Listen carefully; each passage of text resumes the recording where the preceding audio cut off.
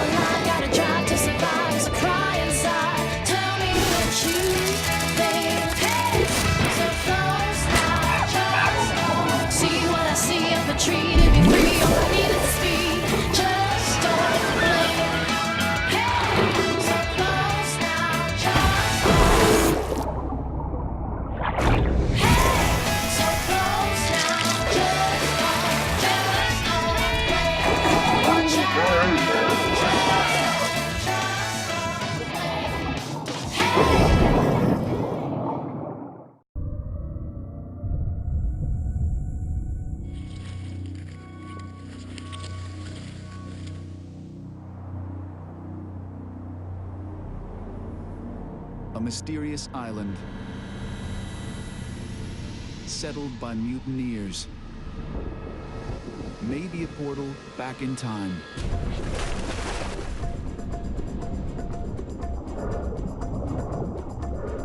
To a world where predators reign and live by a different set of rules. Det känns att det är förändring.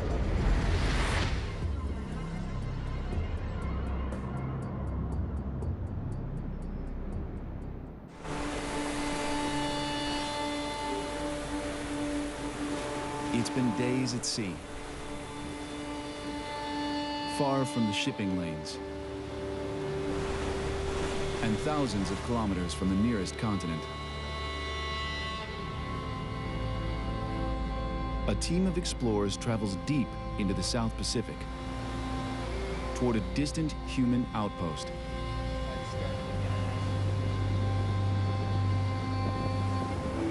Then, a tiny island appears in the mist. And here it is, the famous Pitcairn Island. What must be one of the most remote inhabited islands on the planet. It's called Adamstown. We're just about there. Few people have visited Pitcairn, let alone filmed here. To most outsiders, it's a complete mystery. We know very little about this island, but we know almost nothing about what's going underwater. That is what this team is here to change. Marine ecologist Enrique Sala has scoured the seas to find and help protect the ocean's last unspoiled places. I want to show to the world what the ocean was like hundreds of years ago and why we have to preserve them. Pitcairn's waters could be hiding a lost piece of the ocean's past. To find out, Enrique has built an all-star team of scientists. This will be a good home for the next month. 7 seasoned explorers and 1 young adventurer on his very first mission at sea. Former nerd. You evolved. You look like a former nerd. So Leading the ground expedition is National Geographic explorer Mike Fay. And we're already checking out the bow for camping. You've been traveling across flat ground for the last 9 months. Mike has trekked through the world's wildest places. As far as the eye can see, there are no humans. To see what life is like without us. Now, Enrique's team has joined forces with the Pew Environment Group. If they can crack the code of this unexplored world and even protect it, they may unlock secrets that can help marine life everywhere.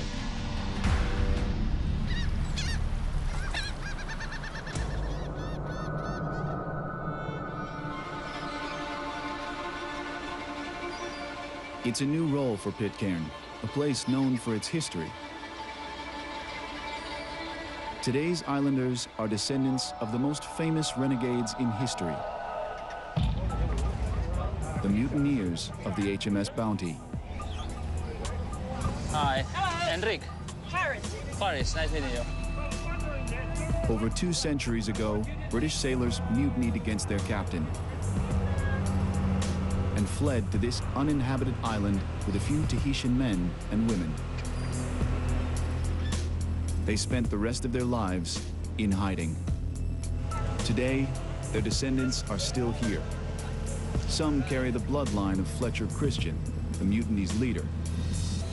You can imagine when the mutineers arrived on this uninhabited island, you know, they're planning on living here forever. But luckily enough, And you think, wow, that's crazy, you know, the Christians are still here. I recognized your photo. Hello. You are Henri. Enrique. Ah, I'm here to welcome. Hi, nice meeting you, Heather. Lovely to have you here. The community is tiny, with fewer than 60 people, and they survive in a world apart. Pitcairn is one of 4 islands tied to the community, but it's the only one with people. The nearest major landmass is New Zealand, some 5,000 kilometers away.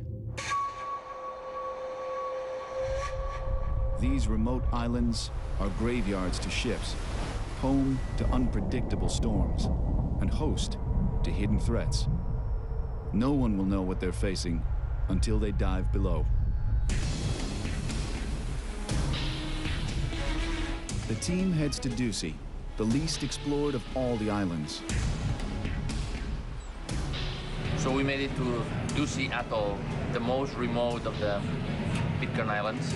There are no people here. Nobody ever comes here. Ducie is almost 500 kilometers east of Pitcairn.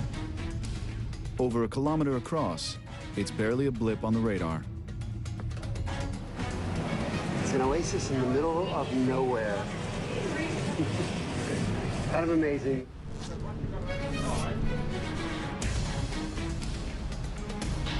This is one of the least studied reefs in the Pacific. This is going to be a first to measure the abundance and the biomass of the fish. The world below is a total mystery. Few humans have ever seen what this team is about to.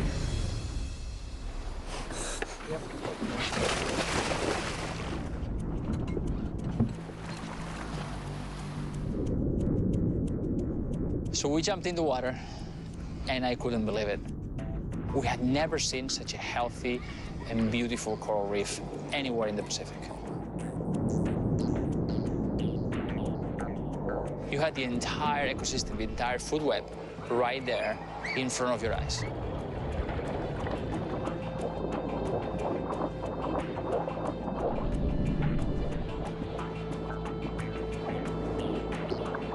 We saw blackjacks, surgeonfish, large groupers of different species,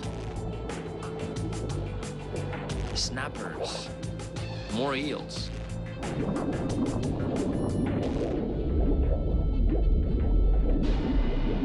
And then the sharks came. And they come in numbers. Running wild over the reef. As the sharks close in, no one knows how they'll react. But Enrique's sure he's found something unusual. Sharks are the single most important indicator for the health of a coral reef. Having sharks on the reef is like having lions on the plains in Africa. The more sharks, the more it's like the primeval past. And this place is swarming with them.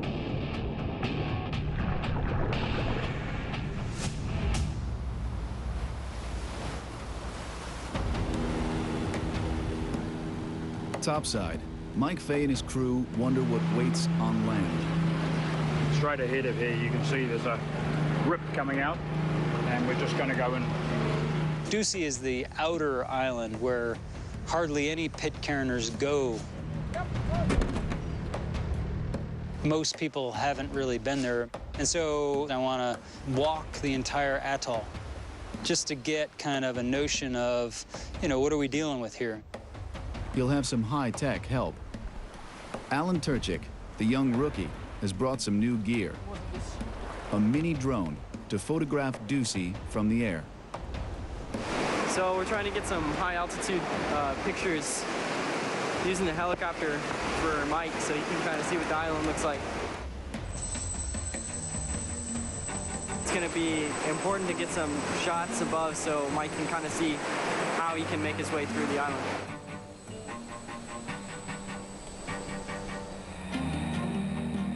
The helicopter can also spot things Mike might otherwise miss. Ducey's an atoll. Its circular band of coral rings an inner lagoon. But this aerial scout could reveal more about the island. Ah, better landing. I'm excited about this little remote helicopter because I'm thinking, wow, this thing is unbelievable. I mean, it's like this little space machine, you know? God, we can fly this thing over these islands and you can basically do recce's with it. Is there anything special that you want, Mike? Any pictures? That point over there, that seems to be like one of the main breeding areas for the petrels. Okay. And so this thing just goes bzzz.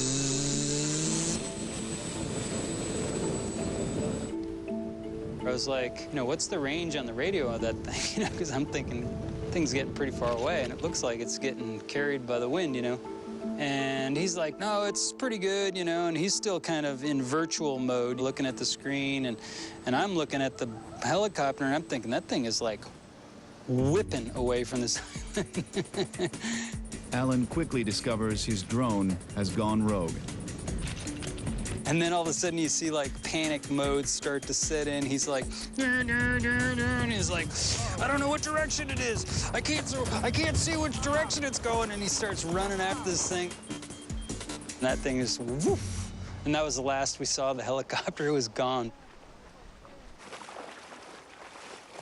So much for the helicopter. Too much wind. Helicopter's lost at sea. MIA.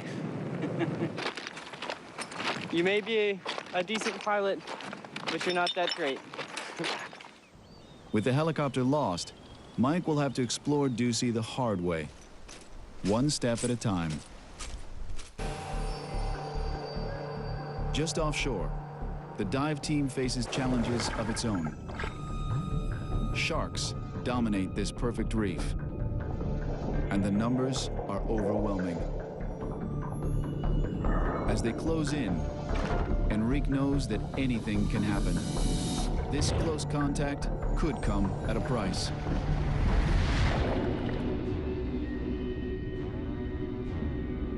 Ducey's sharks are not shy, and they're lightning fast. In a second, they could bite the divers before anyone even noticed. The team doesn't scare easily. Likely, the sharks are just curious. Chances are, these sharks have never seen a human before. You don't belong there. We're aliens in this environment. It's like being in outer space, except with life. The more sharks there are, the better it is for the reef. We used to believe that on a coral reef, the biomass of small fish outweighs that of large predators like sharks. But Enrique finds that the opposite is true on an untouched reef. Imagine that you go to Africa and you find more than one lion per every wildebeest and zebra and giraffe. You would say it's impossible. Pristine coral reefs are like this. Predators dominate. Oh, this place is wild. There were 2 white-tip sharks and 4 greater sharks and thousands of Manue eating everywhere and swimming in the water column. It was like an aquarium. really wonderful place. Really pristine. As far as we could see, there were these pale blue corals, like giant roses, covering all of the bottom. Every time our team get out of the water, they had this huge smile. They were laughing. They were talking about all the fish that we saw. It was really extraordinary. Like the sharks themselves, the evidence is overwhelming. Ducey's Reef is an underwater Eden.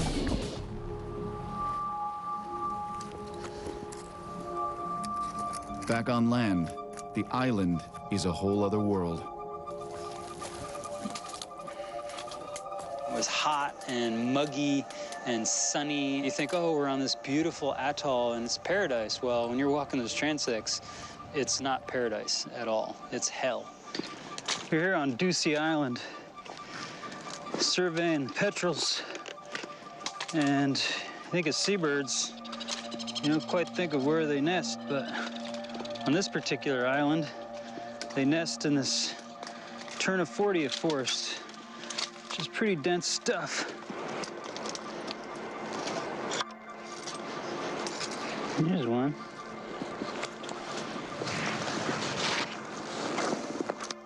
Little Murphy. Hey, guy, what you doing?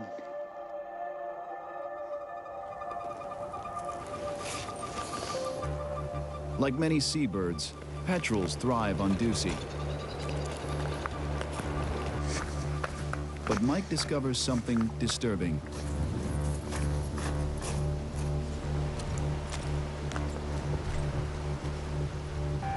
Dead birds lie scattered on the beach. Looks like they got eaten by something. That's not a good sign. Third dead bird. Fourth dead bird. Immediately, we start seeing dead petrels. See, something looks like it's been chewing on the bones here. But what is killing them? Dead birds all over this place. The carnage is worse at the lagoon. Yes, we have like 130 dead birds here. And what's amazing is they're all just about fledged out. They all died about the same time, almost like a disease came along or something. You know, and you think, that's freaking crazy. It's like bird after bird after bird after bird after bird after bird. These guys, they're just about, they were fledged. It's like, what kills birds like that? Mike heads into the forest to search for answers. It doesn't take him long to find clues. Look at this little guy. He's just stuck in the middle of this weedy patch.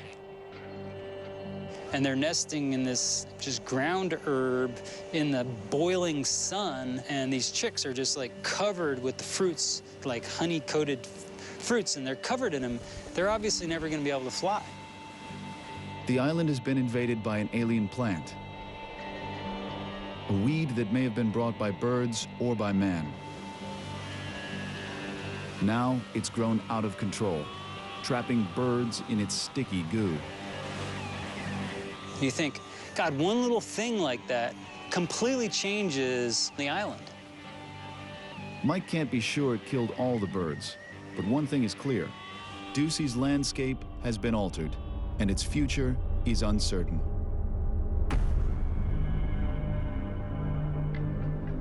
After exploring the reef, Enrique knows there's no time to waste. Ducey's waters are untainted, but for how long? Ducey had the clearest water and the healthiest coral reef we have ever seen. It's 100 meters. It's unbelievable. And we all left Ducey with one thought. This place has to be protected. There is no other option. How many places like Ducey are left? You know, when you see corals just layered on top of each other like that. Beautiful sight, huh? Isn't it nice? Wow, yeah. But ahead lies another island, where life is strangely different.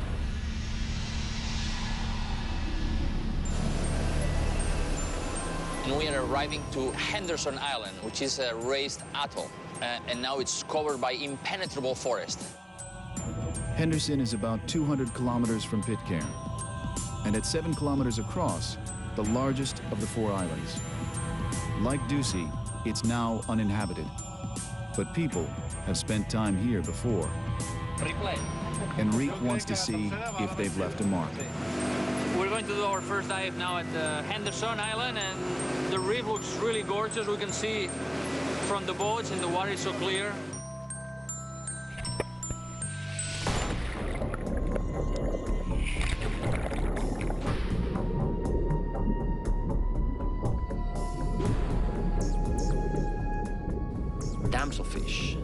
butterfly fish, more eels, these large red snappers, which were very inquisitive.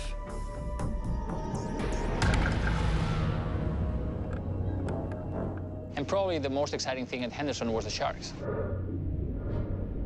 Like at Ducey, sharks swarm Henderson's reef. But here, they're bigger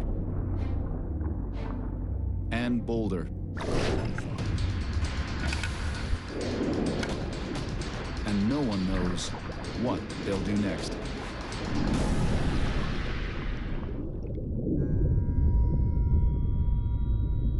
The sharks move in toward Enrique and the team. The sharks were very curious, and they came to check us out very closely. Almost too curious. They're clearly bolder than the sharks at Ducey. Enrique soon realizes why. We were diving with this diving gear that doesn't produce any bubbles, so we were very silent. Soon the team is surrounded by sharks. They come, wow, really close to us to check us out. It was a really exciting dive.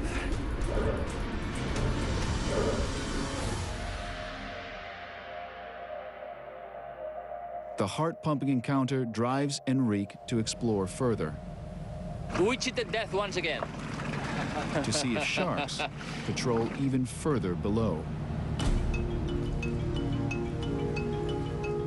On the ship, Alan Turchik prepares a deep water camera.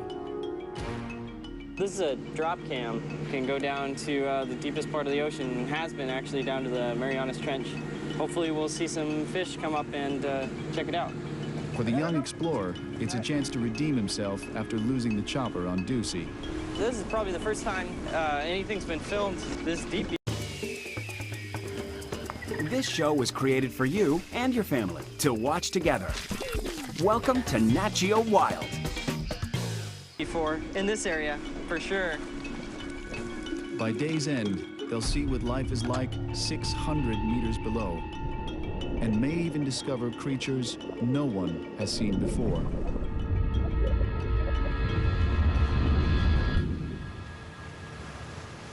Mike Fay is anxious to hit the beach. For a terrestrial explorer, Henderson is a treasure island. Henderson, from a land-based perspective, is certainly one of the most amazing places in the entire Pacific Ocean. So you've got this huge coral plateau that's 100 feet above sea level that's covered with this vegetation. There are still many species of plants to be discovered on this island. For me, this place is going to be awesome. I know it is, you know. Okay, I'm here on Henderson Island, up on the plateau. It's only about 100 feet above sea level, but it's a hard coral bed up here. This coral is like razor sharp. This place is like walking through a mountain of broken glass. Then you are dealing with this very dense vegetation. It's practically primeval, a living example of an ancient world. UNESCO designated Henderson a World Heritage Site because of its rare native birds, like crakes and fruit doves. But now they're at risk, threatened by an invasive predator. The Polynesian rat was brought by Polynesians to almost every island in the Pacific. And one of the things they eat is young birds, and they're extremely voracious. And we've had a de-ratification on Henderson just months previous to our arrival. A team of exterminators spread rat poison across the island. Mike's big question is if it worked. Their objective was to get rid of 100% of the rats on this island and not kill all the endemic crakes. Our objective here is to see if the crakes are still around and see if we see no rats. And then all of a sudden you see this little black thing like flash. And I got a crake. We got the crake. The crake is right in front of me here. I'm gonna pan over to the crake. That's what we were looking for. It's a little creaky. So it looks like a chicken. It's kind of acting like a chicken, but it's this little flightless bird in the middle of the Pacific Ocean, and you're looking at it. Hey, little cricky. How did he get there? And he's flightless, and he's in the middle of the ocean, you know? Crazy little bird. Those cricks are about the coolest little animals I've ever seen. Like little gnomes in the forest. A mix between a gnome and a chicken. Mike Fay's seen something move in the thick brush. I see a rat. I absolutely see a rat. I see a rat. You think rat. But all you've seen is this fleeting movement in this dense bush. I'm gonna take a picture of him. So I walk up really fast, and I lower my eyes, and then this rat is just sitting there on this branch. And it's like, it's a rat, it's a rat, it's a rat, it's in my brain, it's a rat, it's a rat, it's a rat, it's a rat. And then I try to take some pictures. But of course, it's like the Yeti thing, you know, UFOs, they're all blurry. In the video, you can kind of see the rat, but it's not clear, you know, it's blurry, but you can see the form of the rat clearly. And this is a huge deal. You know, if there is a rat on this island, the probability of me seeing the only rat on this gigantic island is basically 0 when you round it out. Rats are definitely a bummer. No doubt about it, after all that time and effort to get rid of the rats. That means that entire dynamic between the crakes or the rails and everything else on that island that is impacted by rats, you've kind of reset the clock. It's troubling news. Though humans left Henderson long ago, their footprint remains. So far, only the reefs seem untouched.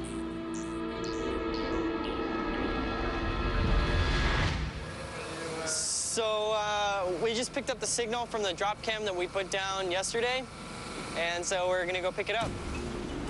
Alan Turchik retrieves the drop cam from 600 meters below.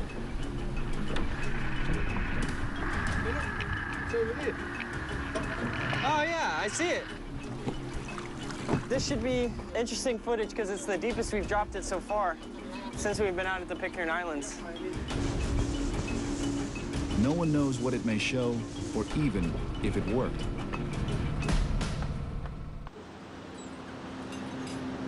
Cool. All right, so I've been kind of scouring the drop cam footage every day, trying to look for some cool stuff. Strange creatures appear. And this is the first drop that I did at Henderson. That's a big animal. This one's 200-something meters. So I like that he just bumps right in there. Yeah. I found, I think, gray reef sharks. They went down to about maybe 300 meters, and then anything below 600 meters, you can see these guys. Yeah. The depths hold rarely seen sharks. They're bigger and slower than the reef sharks. It's Sharko-vision. Yeah.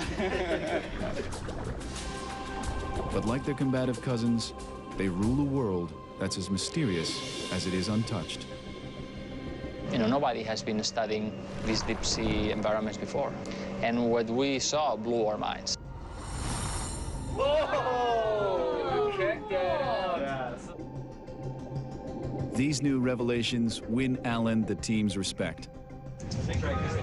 The beginning of the trip, it was pretty hard. Helicopter got lost in the ocean. It's really nice that I was able to get through all that and actually still capture some stuff that actually looks like it's going to be useful for science. Whoa.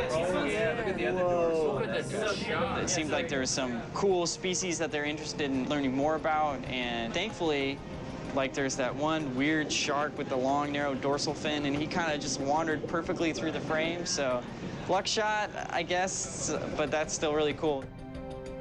In all, the scientists discovered 8 entirely new species of fish. Right. Like Ducey, Henderson's marine world is untainted. Back on the island, Mike Fay can't say the same. I would have loved to have been able to not seen rats, but you know, just the way it is. He makes one final survey of the coastline and comes across something even more alarming. Thousands of kilometers at sea, Mike Fay stumbles on a shocking scene. Here on a speck in the middle of the Pacific, garbage. This is the east beach of Henderson Island here. And what is most impressive about this beach is pretty obvious. The amount of trash. It's pretty unbelievable, actually. Just littered with fishing paraphernalia. Fishing crates, containers for water, floats, nets. Everything you can imagine connected with the fishing industry. You think, you know, this is one of the most isolated islands in the entire world, really. Certainly in the Pacific, uninhabited, out in the middle of nowhere, hundreds and hundreds of miles from the nearest human habitation, and it's just covered in trash. Though the island's far from human settlements, it may not be far from fishing.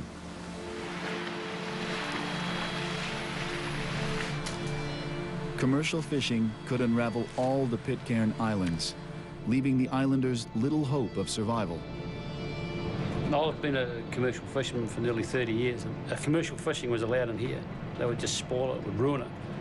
It would go from what it is now to decimated within 5 years, I would think. There'd be nothing left. It's only a matter of time, really.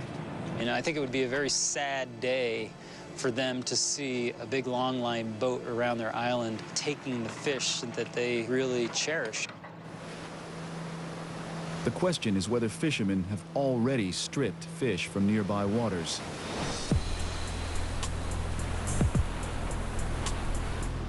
The team rushes back to Pitcairn to find out.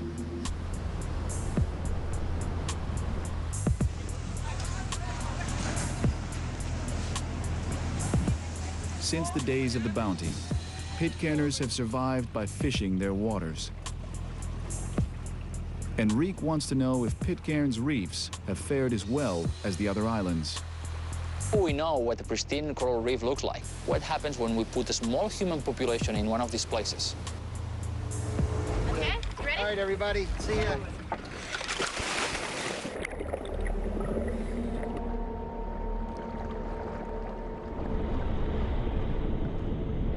Underwater, something's different.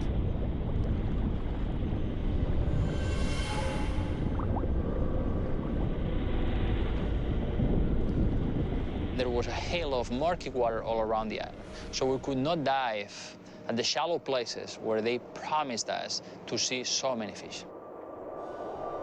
Should we go just here? We were a little disappointed, so we decided to go deeper.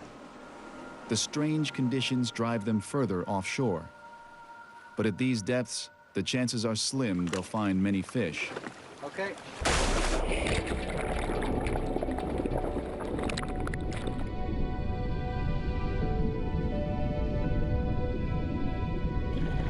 From the first plunge, however, they discover something unexpected.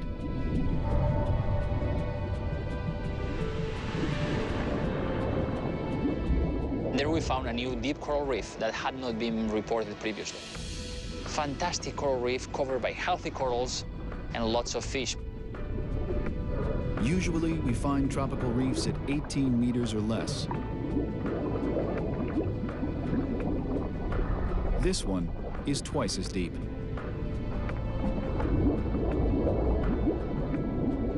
We have corals deeper than what we would expect, probably because the water is so clear, you know, more than 60 meters visibility. Life is thriving in the crystal clear depths. The scientists survey the fish and are shocked by what they find. There are no sharks. Something here is wrong. We didn't see any sharks. We saw some medium-sized groupers. The place doesn't seem pristine. It seems in good shape, but definitely not pristine. Something here has taken the sharks, and no one is sure what it is. While Enrique hunts for answers, Mike Fay checks the island. It's a dangerous task. Pitcairn is wild and rugged. Climbing is treacherous. Incredibly steep slopes, and the soils are extremely slick, and it's freaking dangerous, you know, really dangerous, and it's scary. In places, it's a sheer and deadly drop. I don't want to fall off the mountain here. That's my main worry. Because if you go down here, you go down. You go down all the way. But Mike presses on. That is insane. Big old slide, whole freaking valley came down here. An enormous landslide has destroyed this hilltop. You know, the fact that you've lost an entire hillside on a very small island, it's like you don't want huge chunks of your island falling into the sea. The discovery drives Mike further. The wild island is showing significant wear and tear. You know, Mutiny came here 1790, so people have been pretty intensively using this place for over 200 years. Fishing and chopping the vegetation, cultivating and building trails and roads. It's a heck of a lot of human use here. The small human presence has changed the island, and after an unusual amount of heavy rain, maybe even the sea.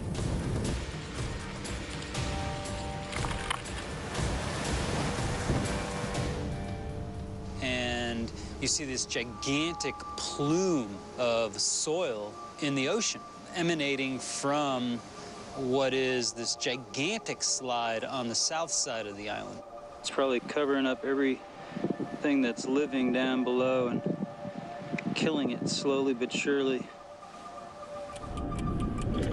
The impact of even a few humans can be surprisingly large.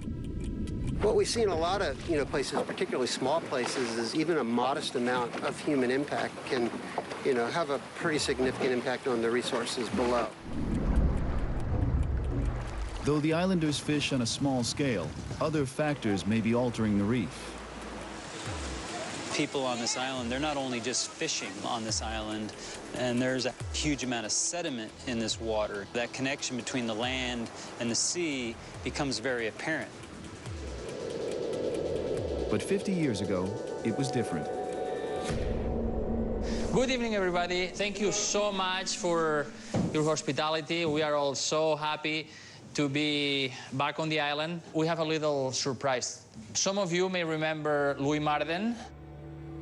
Long before Enrique arrived, another National Geographic expedition came to Pitcairn. So when Louis Marden came in 1956, he filmed with a 16mm movie camera. 60 years later, we have the film in this machine. The movie is silent, so you can talk as much as you want. Right? This is new. This is a new technique, okay? 50 years ago, the reef looked better. There was no murky shroud covering the coral. Surprisingly, that was when there were nearly 3 times as many people as today.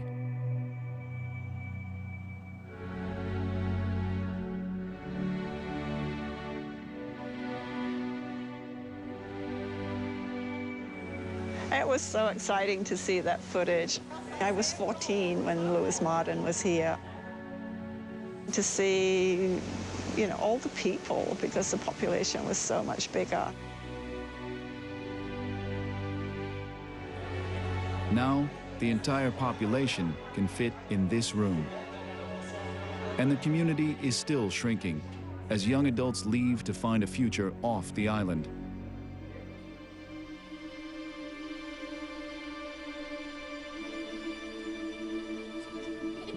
Their future is at risk, and they need a solution fast.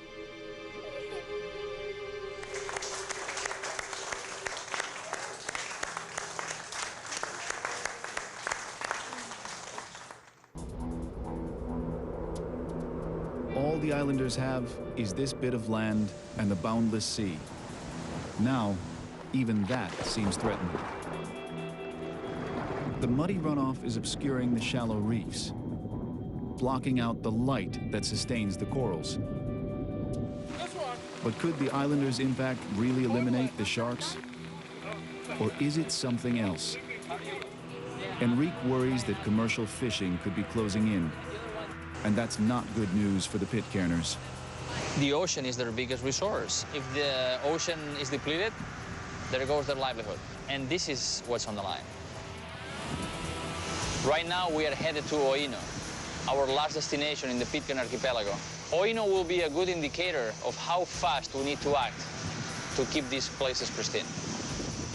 Oino is about 120 kilometers northwest of Pitcairn. Of the 4 islands, it's closest to French Polynesia, the nearest inhabited islands and fishing fleets. Getting to Oino proves the most challenging. We hit the worst weather we could have. Rain, rain, and more rain, strong winds, and the swell was breaking so hard on the reef that anchoring was very dangerous. And that made it really difficult for us.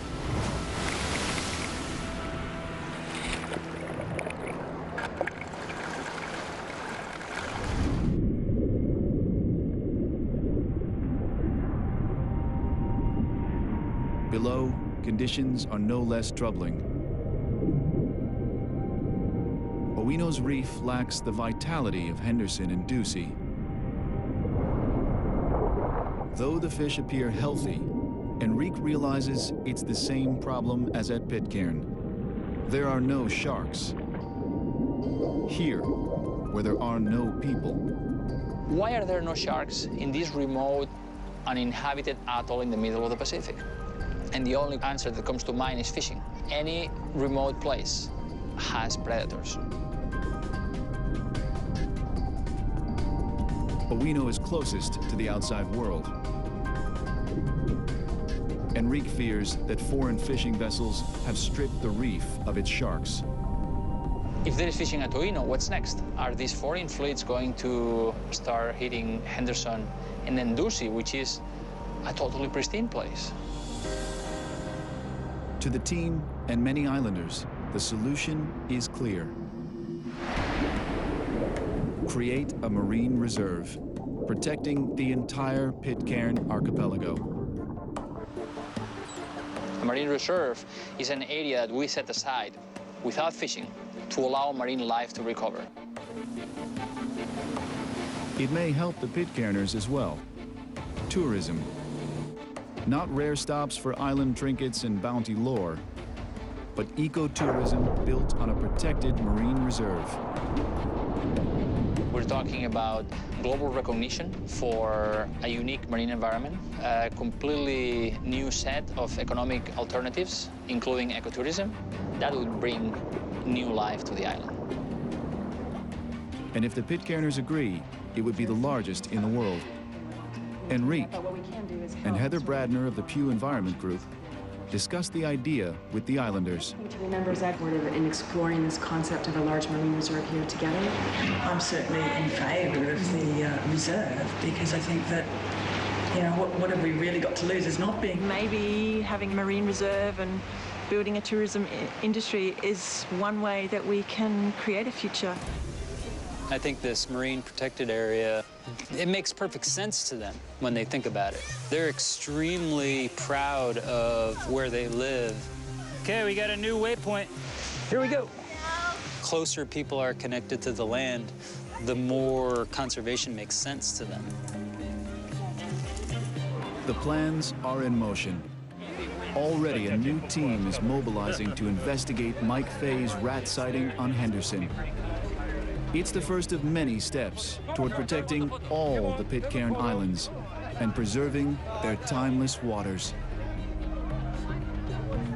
A marine reserve could completely change the image that people have about the Pitcairn Archipelago.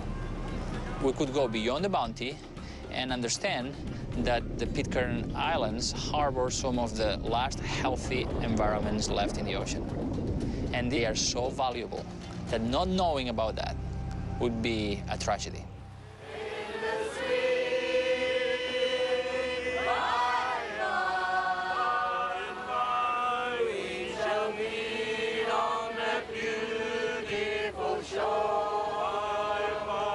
I really do think Pitcairn has a chance. I'm sure there got to be other mad people like me that will want to come back for this lifestyle and create a future.